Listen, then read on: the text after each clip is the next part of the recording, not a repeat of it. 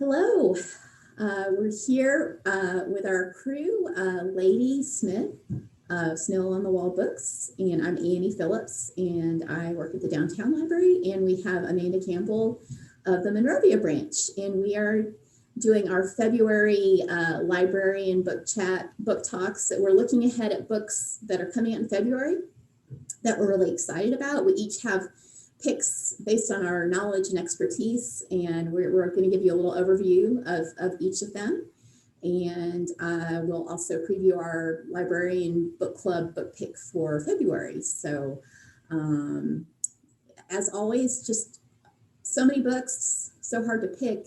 I guarantee for all the picks that we have here, there's, many, many more that we don't talk about that are nonetheless wonderful too. So I will get started with mine that caught my eye.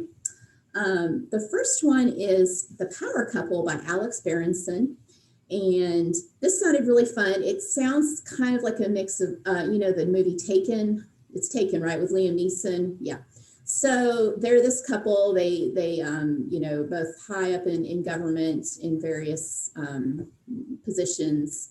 And they've, up until now had a great marriage, kind of an idyllic life, 2 kids. I guess the spark's kind of going out a little bit. So they decide to go to Europe on a trip with their teenage kids, and the daughter gets kidnapped. So as Liam Neeson says, I will find you. Sounds like a good kind of thriller with a little bit of family drama going on there as well.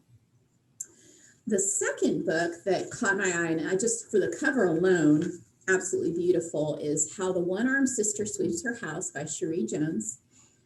This is set in Barbados on Baxter Beach. And it's sounds like just a really interesting story of, I think, different neighbors and classes. The description says, in affluent Baxter's Beach, the gentry of Barbados maneuver around their servants with velvet gloves and steel nerves, exposing fault lines of resentment, love as ephemeral as a tropical breeze. And there's a murder, there's kind of a mystery. It just sounds sort of like a good mix of all kinds of things that you would want to read. So the next one, I remember seeing this in Book News like a year ago, and it wasn't even available in the US. This is a New Zealand author, and it's the description is the epic fantasy that's taking the world by storm. It's got like a revenge killing. There's some kind of magic. It's about a woman whose sister has been murdered, and she's gotten revenge, and she's putting that all behind her. She's written a book about things that threaten libraries, like insects, damp, fire, and she starts getting attention for this book. She gets questioned by a policeman. There's a young man named Schiff that appears. There's worlds, different worlds. It just sounds really, really interesting and kind of strange in a really great way. So The Absolute Book by Elizabeth Knox, I'm excited about that. The fourth one that I wanted to mention is called All Girls. I like the cover, just with the flannel plaid, but there's the tears there, so that kind of gives you an idea kind of what's happening. I love, and I think I've mentioned in other talks, I love books about, they're set at like boarding schools and prep schools and all the stuff that happens there. It's said to be a coming-of-age novel for fans of Sally Rooney, Curtis Sittenfeld, and J. Courtney Sullivan. And it follows 9 young women as they navigate ambitions and fears at a New England prep school. And there's a scandal, of course. So, but buckle up for that. That'll be some good February reading. Finally, The Smash Up by Allie Benjamin. This sounds another sort of current event kind of, and it's for fans of Meg Wolitzer, who I adore. They have me at Meg Wolitzer, and also the author of Flashman is in Trouble, which was a really fabulously funny book from about a year and a half ago. And it's a couple who are, they're young, wealthy, And then they moved to a rural community, think, things are going to be idyllic, and they're not. The wife, it becomes kind of a new political activist and is sort of consumed by that. And all that entails. And then they have a young guest who moves into their house, and I think affects how the couple relate to each other. So I just love stories like that, just about families and life and the things that happen. So I will let Amanda take over. Those are my books for now. And let's see, excuse me, my mouse. Amanda, take it away. All right, thanks, Annie. I ended up with. Oh, Amanda, we need your volume. Uh-oh. Okay, I'll get closer. How's that? Oh, hang on just a second. Let me.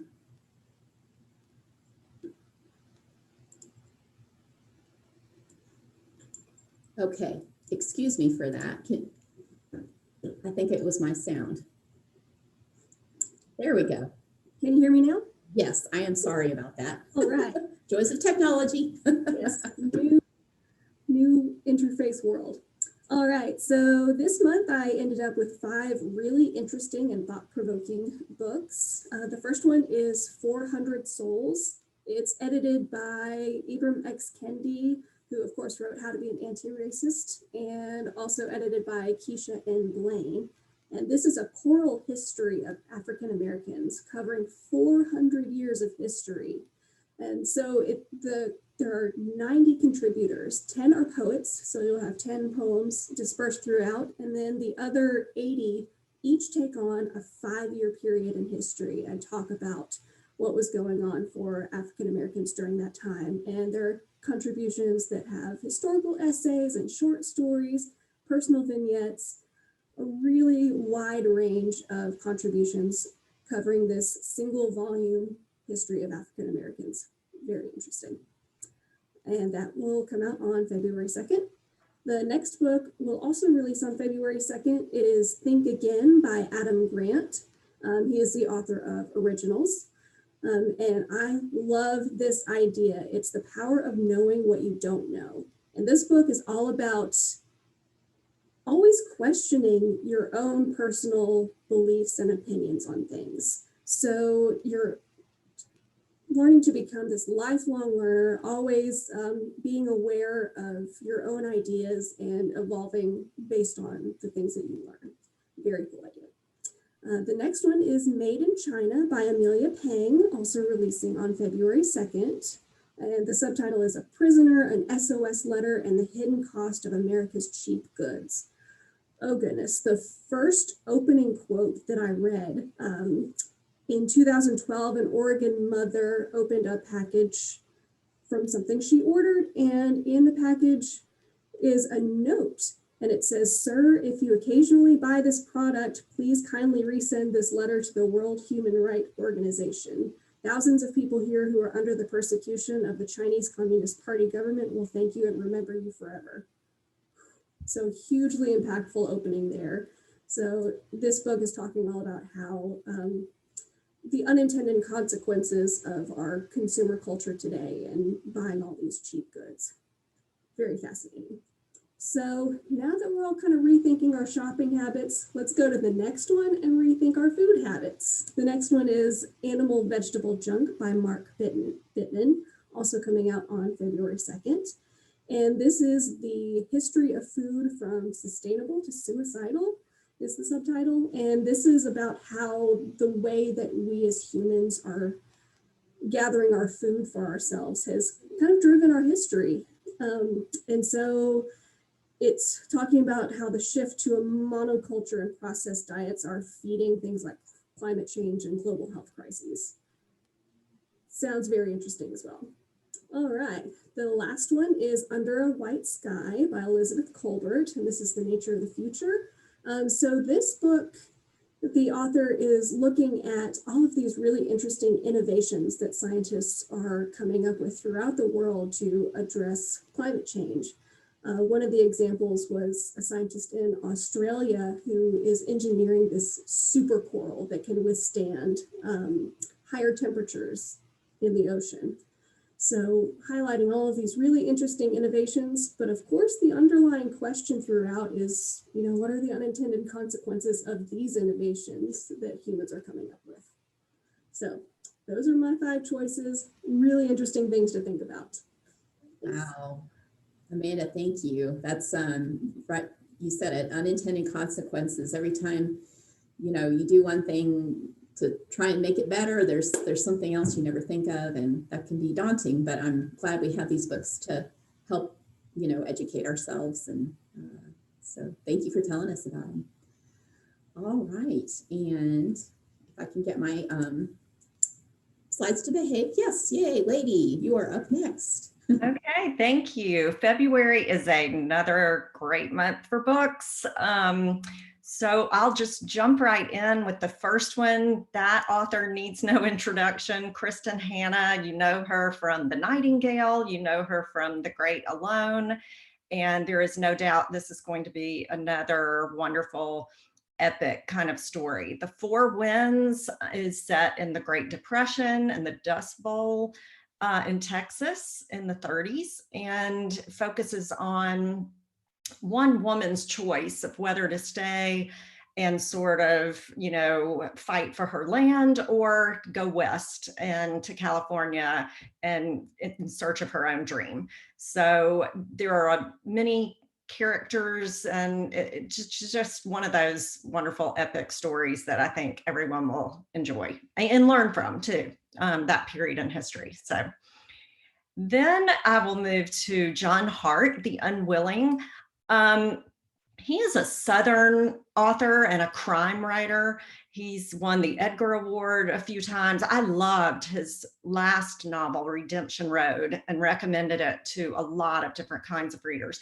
And The Unwilling, we've been waiting on this because the publication date was moved. It was originally scheduled to come out last year, and because of COVID and other concerns, they moved it to this year. So this will be a big one. If you like crime, detective kind of fiction, this one focuses on brothers, and it's set in the Vietnam War in the South, and they are accused of a crime, and you're sort of trying to figure out what's going on. It's a little bit dark. One of the brothers is dealing with, drugs, and he's been in prison and that kind of thing. But it is, he writes excellent stories and page turners, and you can't usually figure out the end. So I think you'll enjoy following that one.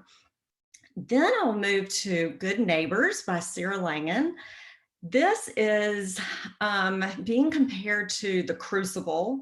It is a domestic suburban kind of noir book, and it focuses on a family called the Wilds, and they move to this neighborhood in Long Island, and they don't fit in, but they make some friends. And so the Wild mother becomes best friends with another woman. They share some secrets.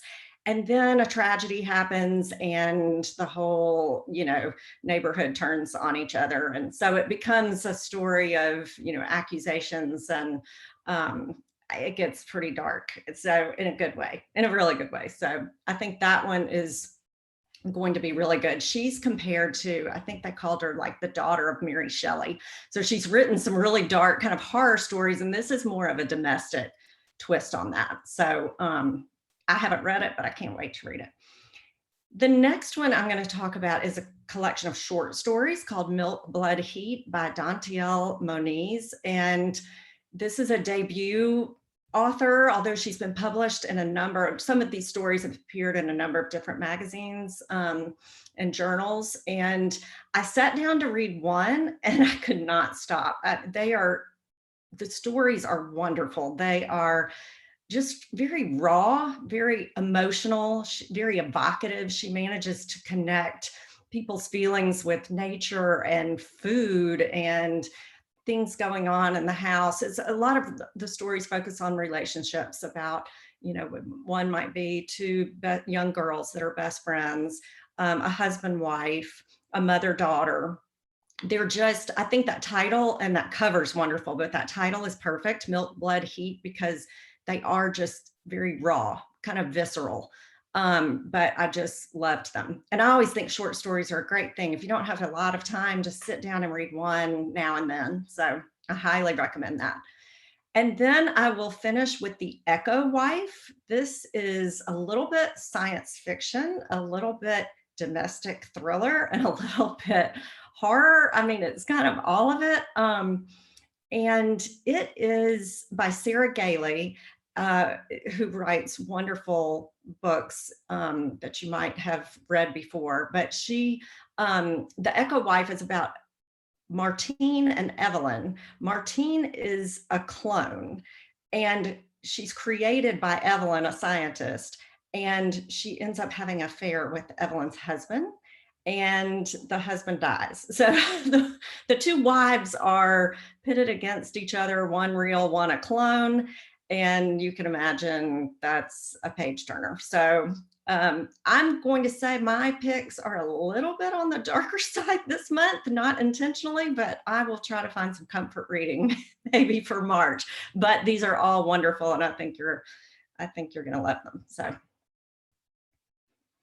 Well, lady, thank you. You're a reader after my own heart. I do love the dark stuff. And I read one of Sarah Langen's horror novels years ago, and I can't remember what it's called, but it was great. And so when I saw she had this sort of new, kind of slightly different genre, I was excited. And yeah, so many good things here. And I think you were going to tell us about one of the books that you mentioned last month. There's going to be an event coming up that.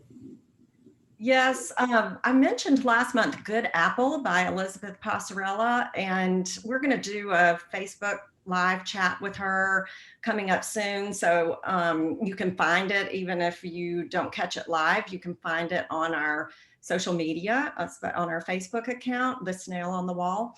And also I'll mention a couple of others coming up that we haven't got listed yet, but you need to follow us on social media. We'll be promoting them. Ed Tarkington, who wrote The Fortunate Ones, which I also talked about in January. And then just another author everyone loves, Ariel Lawhon, who wrote Codename Helen. So those will be coming up in February. So we hope you'll join us. They'll be free virtual events, and we hope you'll join us. Oh, that's fantastic. Thank you for letting us know. That's very exciting. So yep, stay tuned for that. And we'll also put that on our Goodreads page too, the links to those. So thank you. So finally, we always end with our librarian book club pick. We like to highlight a book each month that we think just sounds great. So February is going to be The Kindest Lie by Nancy Johnson. It comes out February 2nd. First of all, just the cover is gorgeous. I love it. I love the colors, love the design. And this has been named the most anticipated of 2021 by Marie Claire, Good Housekeeping, Women's Day, Pop Sugar, Black Business Guide, and so many others. And it's a deep dive into how we define family, what it means to be a mother, what secrets we owe to those we love, and what it means to grow up Black. It's for fans of Tyree Jones and Jacqueline Woodson. It's set in 2008, just past the inauguration of Barack Obama.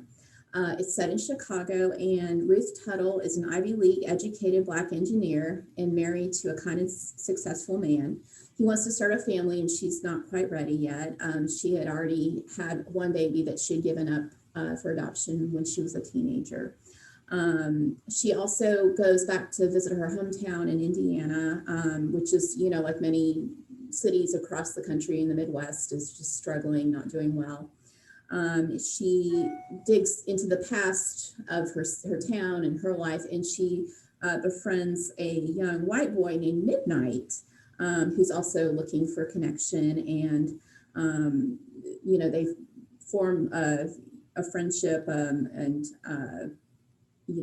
secrets come out, and it just sounds like a really good, wonderful, interesting book, and a lot of buzz about it. So we're excited to read this and talk about it in February.